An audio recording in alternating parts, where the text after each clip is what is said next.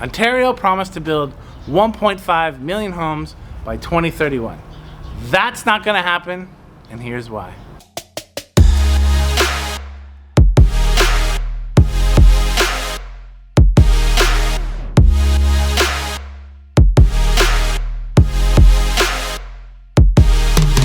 It's difficult to build housing. There isn't a municipal election coming up, and this is probably one of the most important things we need to talk about. Prices for housing has been increasing for the last few decades, and supply just is not keeping up. All the promises that are being made, are not going to have any impact. One of the main problems when you're looking at developing houses is typically there's multiple levels of government involved. Could be federal, depending on where it is, definitely provincial, definitely municipal. And the municipal track record is very bad. We have very restrictive zoning rules. So it's a lot of areas in the city of Toronto. I'm looking around because we're in the city of Toronto.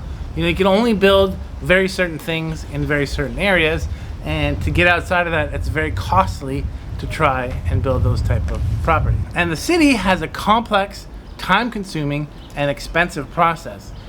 For the bigger developers, it can take up to 10 years from acquiring land to getting the right approvals to build the property. And it's ridiculous that it takes longer to get approvals to build something than it does to actually build it. And we do a lot of residential development, triplexes, duplexes, laneway suites, garden suites, and even there, it's difficult, it's time consuming, and it can be expensive just to push those permits through. And there's also the consideration of the politics and the NIMBYs not in my backyard.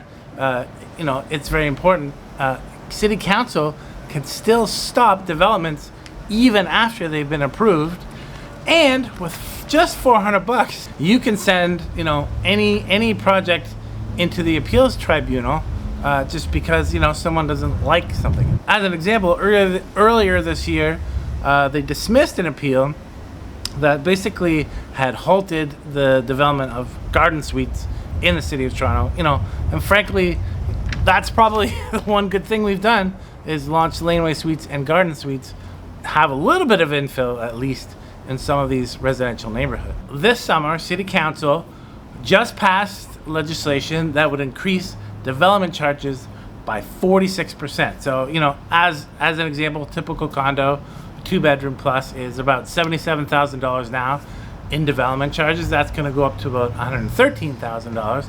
Now you're saying, who cares, Paul Haley, if the developer has to pay more? But as soon as I said that, you probably realized, oh wait, developers aren't paying that. I'm paying that, right? So if you want an example of do city council really care, that's a great one, because why are they increasing development charges at a time when we need people to build more housing? It doesn't make any sense. So all this means, developers are, really facing increased costs and delays, right? So we're having a labor shortage in the construction industry, skilled labor that they need in the construction industry. The cost of raw materials has gone up significantly.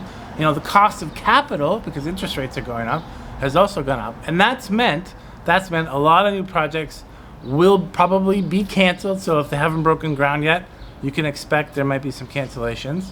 And they're not launching new ones, which means we're going to have a massive shortage of housing probably in the next 3 to 5 years. So I hope you found that hugely helpful. If you can tell, we're super passionate about this because, we deal with this each and every day. We really want to build more housing in the city of Toronto. We're doing tons of projects to try and do that. And it's just frustrating when, the municipality is really working against you with ridiculous rules, complex approval processes, and development charges.